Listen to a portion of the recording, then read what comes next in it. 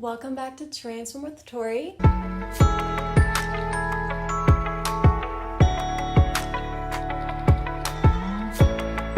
In this video, I am going to share my experience with being a teacher's assistant in a second grade classroom.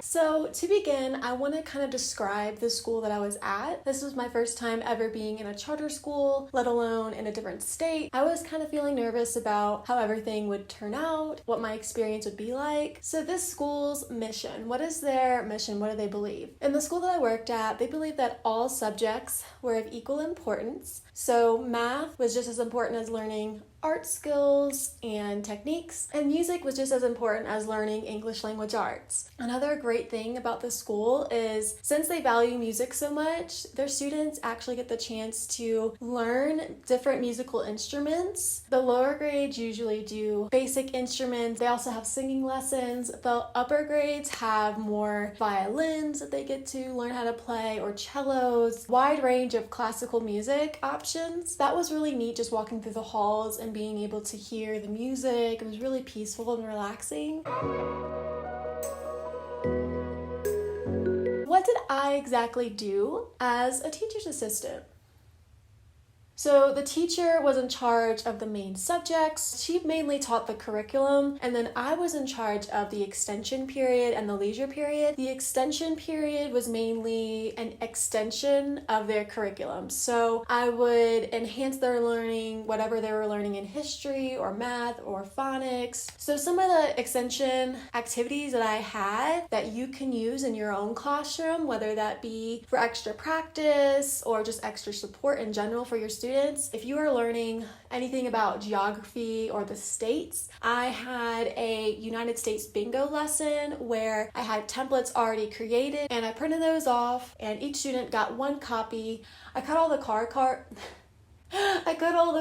cards out and put them in a little basket or a woven basket, and allowed the students to choose and pick, and they would name the state and call out the state. And some of the state names were kind of difficult to say, so we would help each other out. But say a student had that card and they found it on their card, they would raise their hand. Those students had the option to go find it on the United States map, the big map that we had in our classroom. So yeah, that was a really good game we did. And then also what we did, different phonics games, whether that be them having a book and they would open it up and we would be little word detectives. I would have them either find blends, so different S blends, L blend words, and they would have to try to figure out and find all the L blends in the amount of time that I give them. During the searching, they should have written those words on the whiteboard, and then once the time runs out, then I told them, okay, you have your words, now create a story out of it. Something that makes them apply the information and challenges them in a way. Now, also what we did, which I thought was really fun, a word Scrabble. I would put different Scrabbles and challenges up for them, probably like 5 different ones. And they would either work with a partner or by themselves, trying to figure out what the word was and coming up with as many words as possible using the letters that I give them. And they have to figure out what that whole word is, but then they can also find different smaller words within that whole word. So we also did different math games, like dice games and card games, like multiplication battle, the pig dice game that they really enjoyed. So they had 2 different dice and they can work with pairs, and one partner will roll the dice. Their goal is to not get 2 3s. If they roll 2 3s, then all of their points are out. If they roll 1 3 and another number, then that means that their turn is done and they hand the dice off to the other partner. Just keep adding your points. And I think we set a goal of 100, but you can always increase or decrease that goal depending on the needs of your students and if they're up for a challenge. But there's limited materials. It's really simple, easy. They were able to practice their addition skills. And now with 7-year-olds, some of these games, if they can get a little frustrated if they're not winning or if they're not getting the game. Having simple instructions, making sure that the instructions are clear, giving them, a chance to ask any questions, if there's any feedback that they want to give you. It's not fun if half the class knows what to do and the other half doesn't know what to do. So make sure that they all understand what to do before actually playing the game. And hey, if you need to have one lesson just to really focus on the rules of the game, give some examples, and then maybe next time give them a chance to play, then it'll be worth it. So yeah, those were some extension activities. Now let's move on to leisure. So leisure period was a time for the kids to really relax, wind down, and just get their minds ready to end the day because they had a day filled of learning. So it was really meant to expand their creative side or just a chance to really relax and wind down. So I had a plan for, I think it was Mondays and Wednesdays were a chance to do crafts and art-related activities. And then on Tuesdays and Thursdays, that was my chance to read a chapter book aloud to them. And the chapter books that I read aloud was Pippi Longstocking,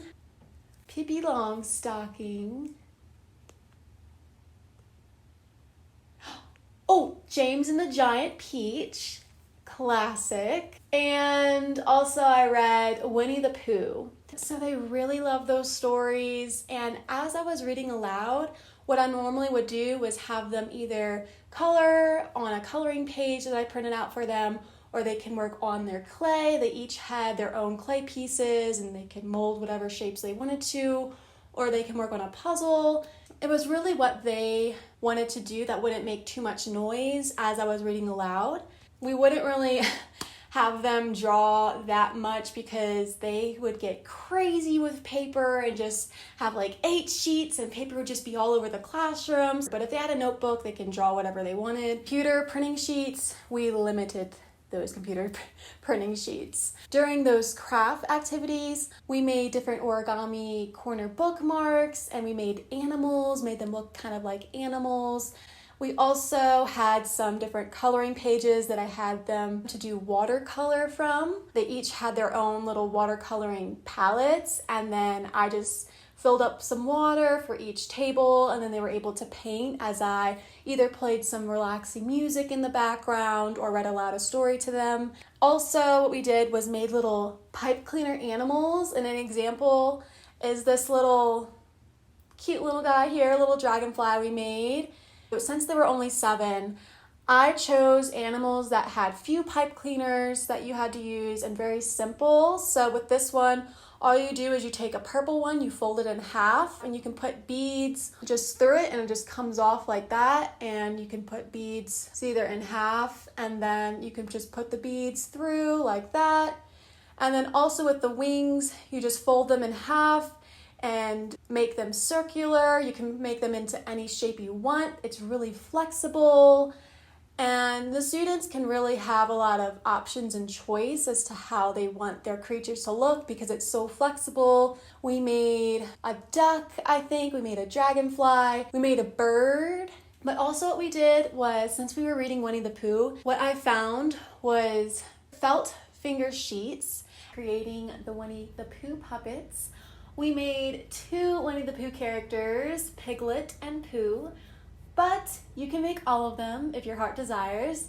We just had time to make 2 of them, but what I did was I cut out the shapes of their bodies just in a oval shape like this, and they got 2 apiece, and we're gonna glue them together. And then their clothing items, like Pooh had a t-shirt, a red t-shirt on. I also cut those out for him because the t-shirts were a little bit harder. Whenever they were cutting out their pieces, they had extra scraps to use, and so with those extra scraps, they were able to make the ears. It was just adorable. And just make sure whenever you do any craft or activity for kids that you make sure to actually complete it yourself so that you know that it's gonna work and you know the steps to how to create it so that you're able to teach them how to replicate it. And we just use Expo markers to draw on their eyes. We use an Expo marker for those black stripes that Piglet has. And whenever I was creating it, I found that even though my finger was gonna be bigger than their finger, it was still hard to get it through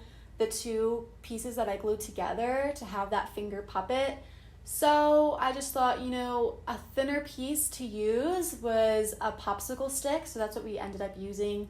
They didn't even have to glue the popsicle stick because the popsicle stick was able to hold in place. But if you wanted to make sure that it's secure, then you can always glue it. And so they absolutely adored those finger puppets.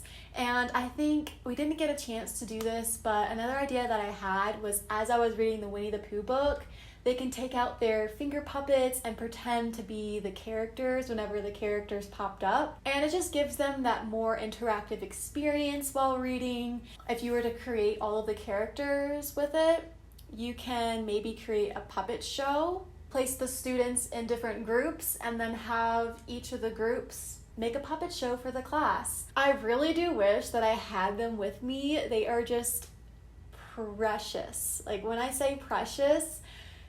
And another funny story, while we were making these puppets, one of the kids gave her Winnie the Pooh to the main teacher of the class. Later that day, after we brought the students to dismissal, she was like, "You want to see something really funny that this one student brought me today?" I was like, "Yeah." She was like, "Look at my Pooh." And the student had written P-O-O on Pooh's t-shirt. Pooh! That was just adorable. So adorable. So I absolutely enjoyed seeing the kids creating the crafts, seeing the different unique creations that they would make. That was probably the highlight of being a teacher's assistant, was having that leisure period. And I was kind of a little jelly. I was like, man, I kind of wish I had this leisure period in elementary school. What were my teachers thinking? Let's move on to the challenges. The one big challenge of mine was classroom management. So whenever I was in the room alone, I had a lot of trouble keeping the noise level down, making sure that they were staying on task. It was just very, very challenging. It felt almost impossible to me. And so I would sometimes want to just give up and feel very frustrated. Just kept thinking, have patience, have patience, have patience. But it was a struggle at some points. And sometimes I just felt so embarrassed because I felt like as people were walking by the classroom, I almost felt that they would judge, me not having control over the classroom, walking them to and from different classrooms, whether from recess back to the room or to lunch. Keeping that line in a line seemed almost impossible as well for me. It was just so hard because as you were walking, they were in a line when you first start, and then you turn your head and they're just grouped together. They're like a school of fish walking down the hallway. But you also got to realize you're trying your best and you're doing the best that you can do. So, the lines are not always going to be perfect. Another thing that was really challenging for me is there was a particular student who loved to run. And when I mean run out of the classroom. And at some points, you're paying attention to another student who's not doing what they're supposed to be doing. And I would turn back and he is just long gone out of his seat.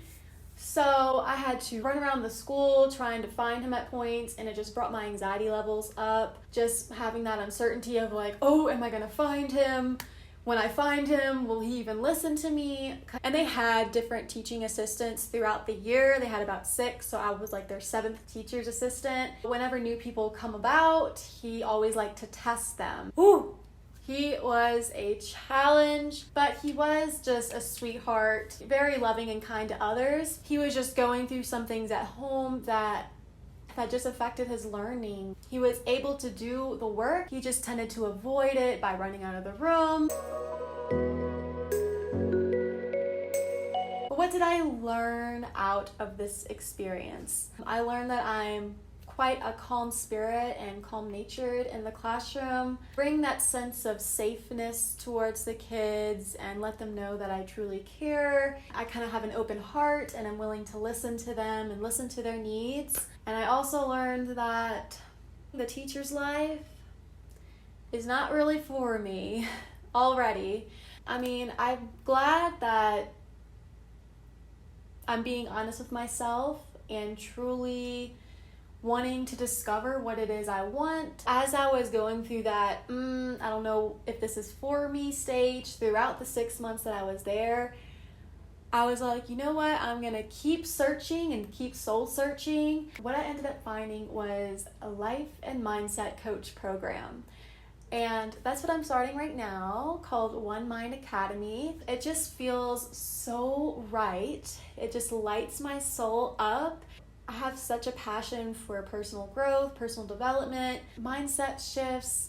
I think I'm here to educate, but I'm here to educate people how to heal, how to grow, how to change their mindset, change their lives, and just help others and be that inspiration, be that light for others. And I'm so glad that I found it. But yeah, I hope y'all learned something out of this video, and I will see y'all in the next one.